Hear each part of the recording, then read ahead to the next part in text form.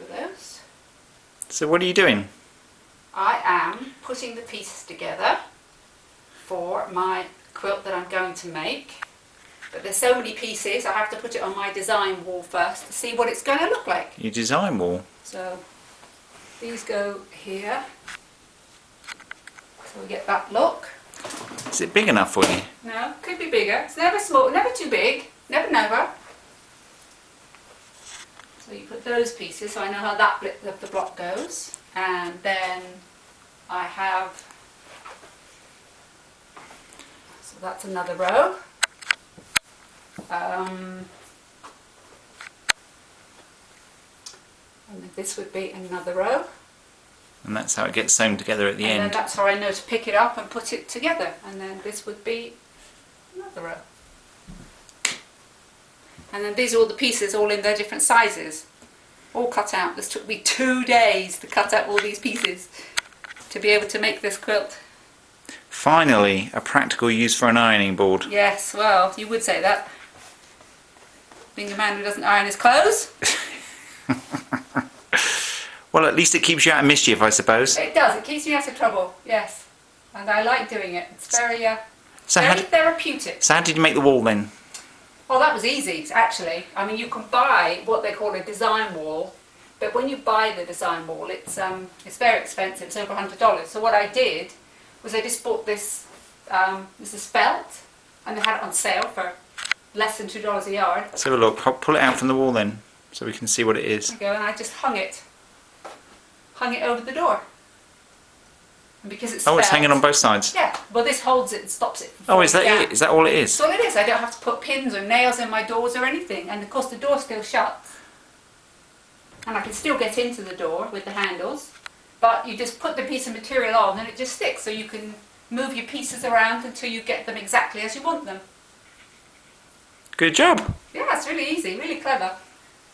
So, and I can just play with these pieces now. If I don't like the combination, I can move the pieces around until I get the right combination.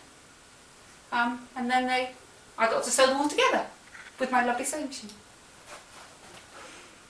So demo your show us your quilting machine then. Oh, my quilting machine. Oh, it's not turned on yet. That's right. At the moment. But this is my quilting machine. This is after all the pieces are put together. I then do the machine and I actually do stippling. I don't know if you can see the stippling on the machine, and I go around the we can come and have a look, I suppose. So you can see the stippling here that I've done. Let me move this out of the way. Get the light on it. You can see the stippling I've done so far with the machine, and it moves around very easily. And then I've gone around each one of these designs to make them stand out.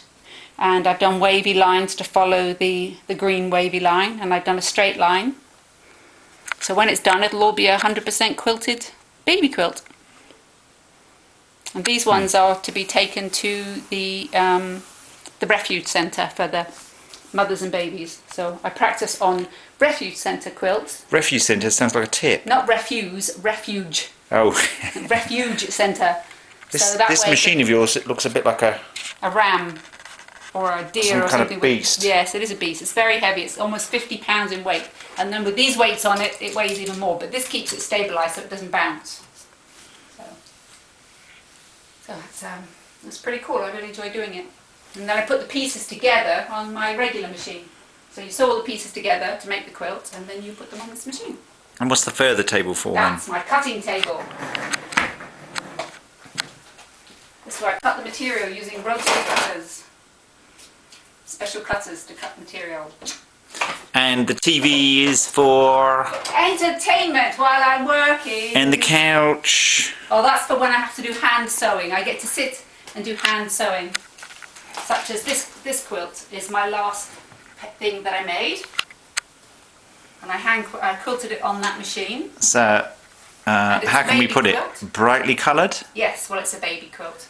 But once you've sewn the binding on, so what will it be when it grows up? Oh, it'll be a baby quilt still. And I have to hand sew the binding, so that's why I have a couch so I can sit and watch TV while I'm hand sewing, because it's a lot of hand sewing doing the binding. But this is for my grandson Leo, when he gets big enough to go into a regular crib rather than a little bassinet. Well, I think you've definitely got a cool playroom here. I do. And I got my serger. So who's that standing by the door? Oh, that's my tailor's dummy.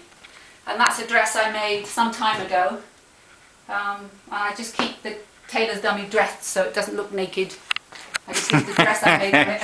Kind of a naked dummy in the room. Well, it does kind of put people off when they come in and they see a naked dummy standing there. I don't know, I think it puts me off when I see a headless woman as soon as I come in the door. You're too funny.